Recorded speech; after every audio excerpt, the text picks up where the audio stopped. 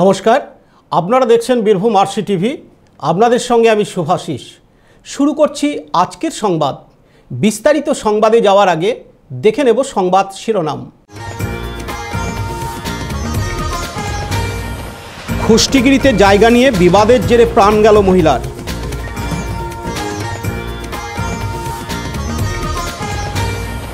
নাট্যকার গিরিশ ঘোষের স্মারক বক্তৃতা সিউড়িতে।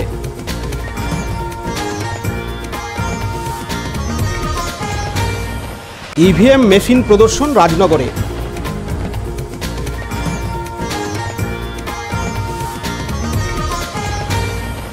বীরভূম মহাবিদ্যালয়ে পড়ুয়াদের ভোটদানের প্রশিক্ষণ।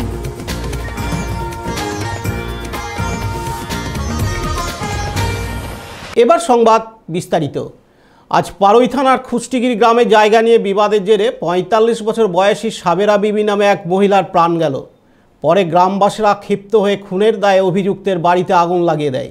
পারুই থানার কুষ্টিগিরি গ্রামের পশ্চিম পাড়ায় এক মহিলার মৃত্যুকে ঘিরে উত্তাল এলাকা। জানা যায় মৃত মহিলার নাম সাবেরা বিবি, তার বয়স ৪৫ বছর। একটি জায়গা নিয়ে তার প্রতিবেশী শেখ মনিরের সাথে দীর্ঘদিন ধরে বিবাদ চলছিল। আজ বেলা ১১টা নাগাদ এই বিবাদ চরমে ওঠে।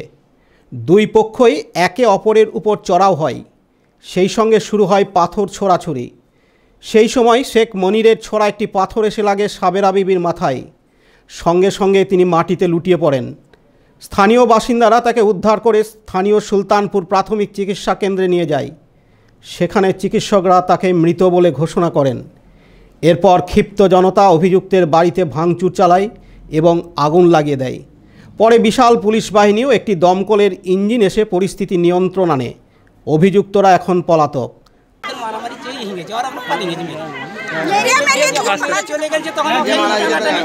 আমরা আস্তে আস্তে ওকে গাড়িতে করে নিয়ে চলে গেছে। মসজিদ থেকে যখন বেরিয়েছি জুমার দিনে, আজকে জুমা পরে যখন বেরিয়েছি তখন ওকে নিয়ে আমরা চলে গেছি। কি হয়েছিল, কি শুনলেন? ওই জায়গা আমরা এই চেম্বার করেছি আর ওইখানে ফিট করেছে। এই ঠেলা ঠেলে আমরা এমন কিছু তো তাড়াতাড়ি হয়নি। আর পার্টির লোকে বিচার করে দিচ্ছি, পার্টির লোকের বিচার ও মানে এইটুকুই। এরপরে ওই ঢালা পাটকাট করেছে, মানে ধরে এনে মেরেছে, যা করেছে ওরাই করেছে। আচ্ছা, যে মারা গেছে তার বাথরুম হচ্ছিল, সে বাথরুমটা বন্ধ করে দিয়েছে। হ্যাঁ, ওটা বন্ধ করেছি। আর ও আমরা ভিড় কাটছিল। ও নিজের জায়গায় বাথরুম করছিল? হ্যাঁ, এই তো ওর জায়গাতেই তো করতে দিলেন। আচ্ছা, কি দিয়ে মেরেছে শুনলেন? ওইখানে বেলা ওর ওই ঘরে পিলাস পাথর ছিল, পাথর ওখানে পড়ে আছে। দিয়ে কোথায় লেগেছে ওনার যে মারা গেছে? মেরেছে নাকি বলছি, আমরা তো চোখে দেখিনি, আমরা শুনে বলছি। হ্যাঁ, এইটুকুই কথা। তারপরে আসার পরে তো সব কে করি আমরা পালিয়ে গেছি। তারপর সব জুটলো যখন, তখন মানুষ জুটলো, তখন তো তারা নাই। যখন আমরা আসছি তখন তো সব আমরা পালিয়ে গেছি মেরে ধরে। কি করবো? হ্যাঁ, মারা গেছেন, তার নাম কি? সাবেরা বিবি। বয়স কত হবে? এই জায়গাটার নাম কি? এই জায়গাটা আপনি দুটো ফ্যামিলির মধ্যে একটা পারিবারিক একটা ঝামেলা দ্বন্দ্ব সৃষ্টি হয়েছিল এবং সামান্যটুকু জায়গার জন্য এই পরিস্থিতিটা এতটা এগিয়ে গিয়েছে। তো ওনারা পার্টিতে জানিয়েছিল, পার্টির লোকে বলেছিল যে এটা আজকে শুক্রবার নামাজের সময় আমরা নামাজটা পড়ে আসি, তারপরে এর পরিস্থিতিতে আমরা একটা মীমাংসা করবো। আমরা নামাজ পড়তে যাই, নামাজ পড়ে এসে তো দেখছি যে ওরা এরকম দুটো গোষ্ঠীর মধ্যে একটা দ্বন্দ্ব বেড়ে গিয়েছে এবং সেই জন্য একজন আঘাত করেছে এই জায়গাতে, ইট দিয়ে উনি মাটিতে পড়ে যায় এবং ওখানে ইন্তেকাল করে দেয়। কি জন্য এদের ঝগড়া ছিল? এই সামান্য একটু জায়গার জন্য। এই যে দেখছেন এটা জায়গাতে কি তৈরি হয়েছে? এইটাতে একটা বাথরুম, ল্যাটিন আর কি, ল্যাটিন তৈরি হয়েছিল এবং ইনাদের হয়তো কিছুটা ছিল, উনাদের কিছু ছিল। এবার কেউ ওটা রাজি ছিল না যে ইনিও ছাড়তে চাইছিল না, উনিও ছাড়তে চাইছিল না। তো এই অনেক দিন থেকে এই দ্বন্দ্বটা একটা চলছিল ওদের, সেটা আজকে ওটা বলেছে তার জন্য। মারা গেছেন ওনার নাম? হ্যাঁ, ওনার নাম হচ্ছে সাবেরা বিবি। আচ্ছা, ওনাদের সঙ্গে আগেও ঝগড়া হতো? হ্যাঁ, এর আগেও হয়েছিল, অনেক 12টা পার্টি থেকে ওটা মীমাংসা করেছিল, কিন্তু ওরা সেটা অ্যাকসেপ্ট করতে পারেনি। আবার আর কি ওরা রিটার্ন আবার এই জিনিসটাতে এসছে। তারপর আবার এই কাদের সঙ্গে ঝামেলা হয়েছিল, নামটা? ইনাদের নাম হচ্ছে মনির, শেখ মনির, আর ইনাদের নাম হচ্ছে সাবেরা বিবি, মানে যে মারা গেছিল আর কি। কারা মিলে আজকে মেরেছে? কারা মিলে ইনাদের ফ্যামিলিতে টোটাল 4 জন ছিল। মনির যে হচ্ছে উনি হেড অফ দ্য ডিপার্টমেন্ট, ওনার স্ত্রী কি নাম ওনার স্ত্রীটা? ওনারা কি বাড়িতে আছে? বাড়িতে আছে না পালিয়ে গেছে? না, ওনারা বাড়ি থেকে পলাতক এবং ওনার ভাইরা শুনেছি যে ওনার ভাইরা এসেছিল এবং ওনারাও এখানে সাপোর্ট করেছে, কিন্তু ওনারা একজনও নেই, সব এখান থেকে পালিয়ে গেছে। মারধরের পর? হ্যাঁ, তারপর পালিয়ে গেছে। গ্রামের লোকরা অতি উত্তেজিত হওয়ার ফলে দুটো বাড়িতে ওরা মানে ভাঙচুর করে এবং আগুন লাগিয়ে দিয়েছে আর কি। আপনার নাম? আমার নাম শেখ শাহজাহান। কোন জায়গা? কুষ্টিগিরি, গ্রাম কুষ্টিগিরি।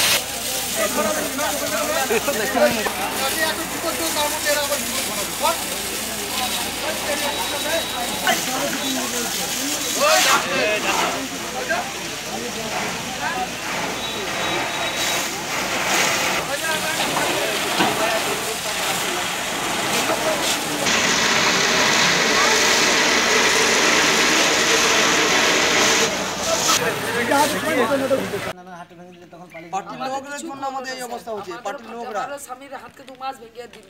আমরাও তৃণমূল পার্টি করি। রাত্রির বেলা কোথায় ঘিরে নিল আমাদের জায়গা, ও আমাদেরই জায়গা। আমরাও পার্টি করি, আমরাও তৃণমূল পার্টি করি। তখনই কিছু ঝামেলা করলো না, বললো কি আজ বসবো কাল বসবো, ছবি করো এ করো, কিছুই করলো না। যখন যদি গ্রামের লোকরা যখন প্রথমে করে দিত তাহলে পার্টির লোকরা তার আগে করে না। আগুন লেগে পুড়ি যখন যাবে তখন নিভে দিয়ে আসবে। আমার ননদকে দেখে এলে বাইরে, আমার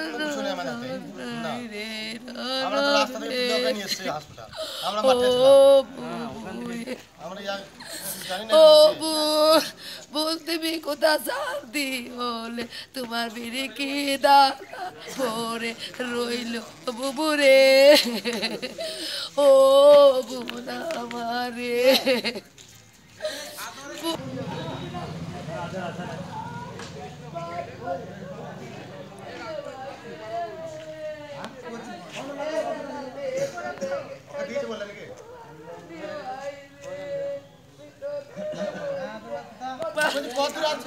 কত দুঃখ রে তুমি ঘর বাড়ি বানাইলে, ও বোন রে, ও বোন পরের হাতে তোমার জীবন গেল, বুবু আমার রে, ও আমার কুনে ননদ রে। সরে যাও।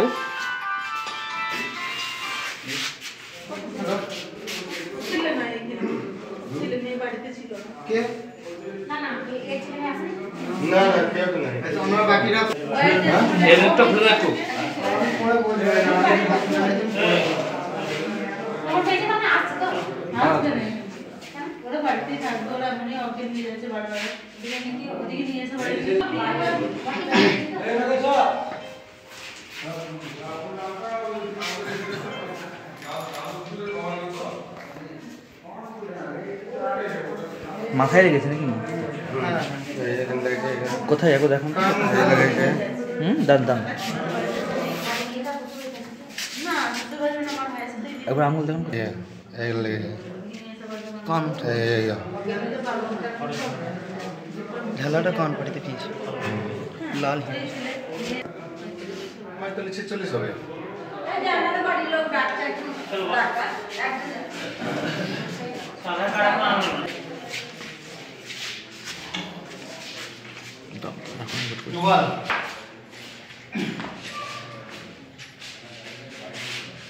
পার্থ দাসের রিপোর্ট, বীরভূম RCTV, কুষ্টিগিরি।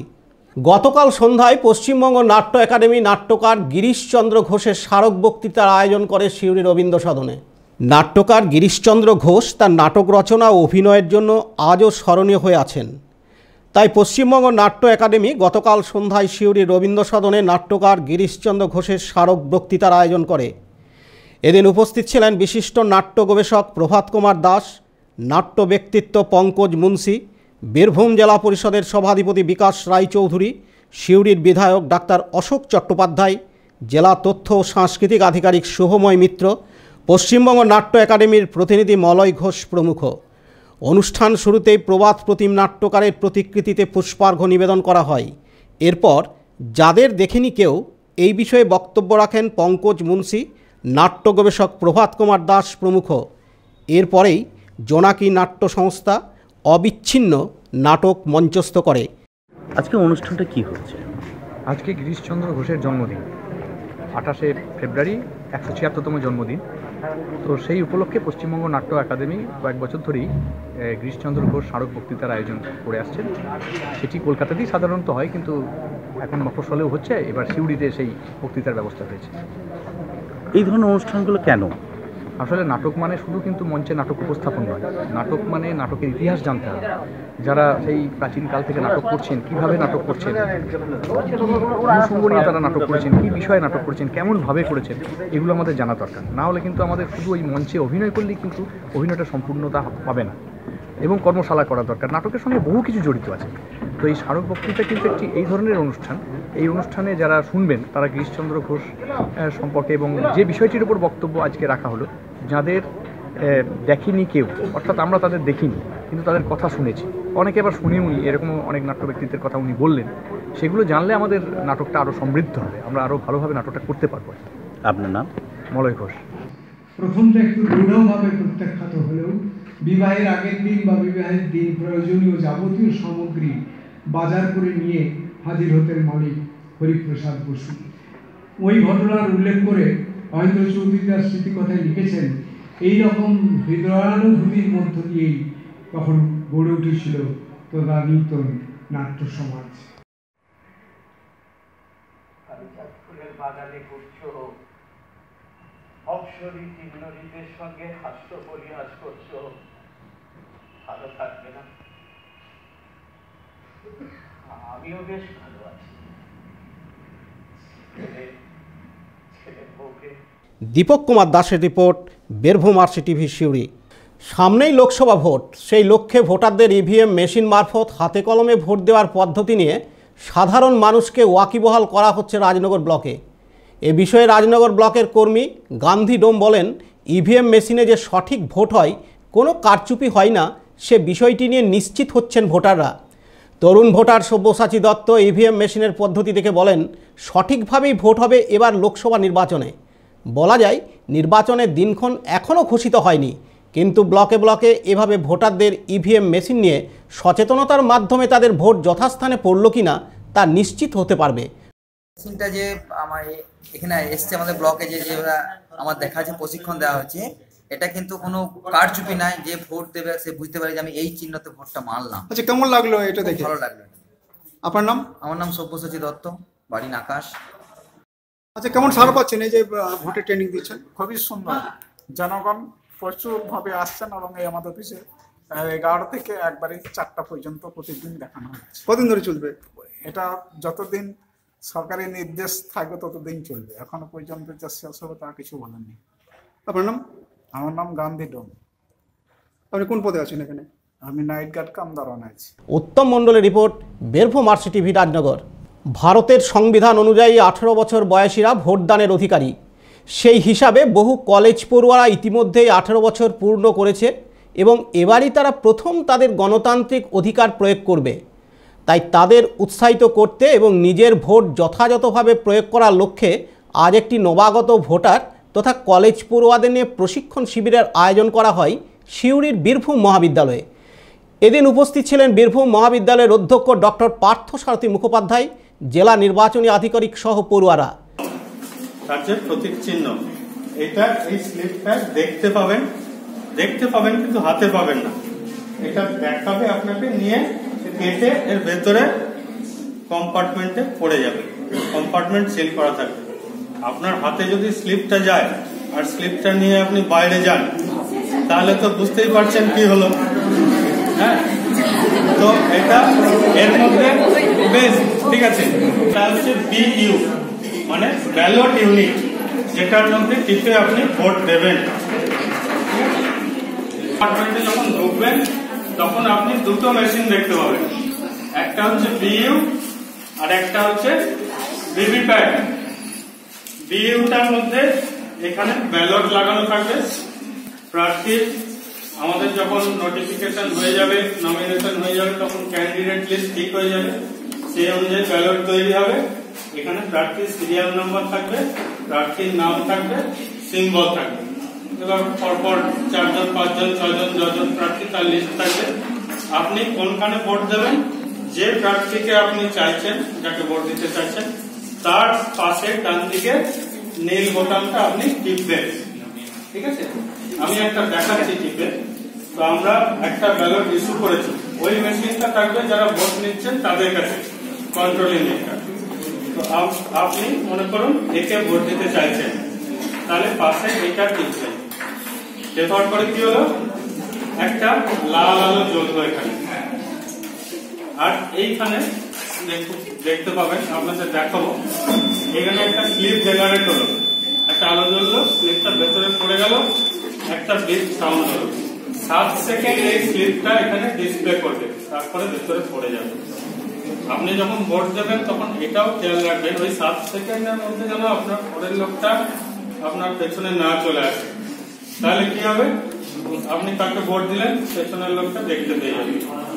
ভোট একটা গোপনীয় ব্যাপার। হ্যাঁ, তো এইবারে আপনারা একে একে আসবেন, এখানে ভোট দেবেন। ভোট দিয়ে দেখবেন যে যাতে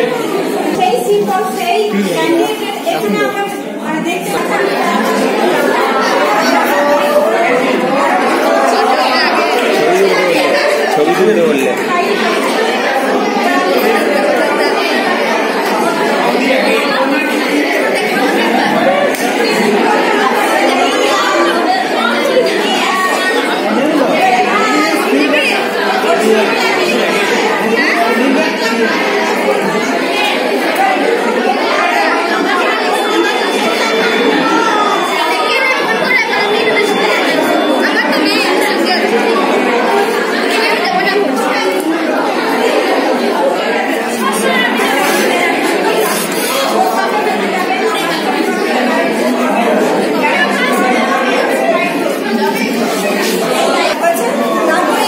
সুপ্রভাত ঘটকের রিপোর্ট, বীরভূম আরসিটিভি শিউরি।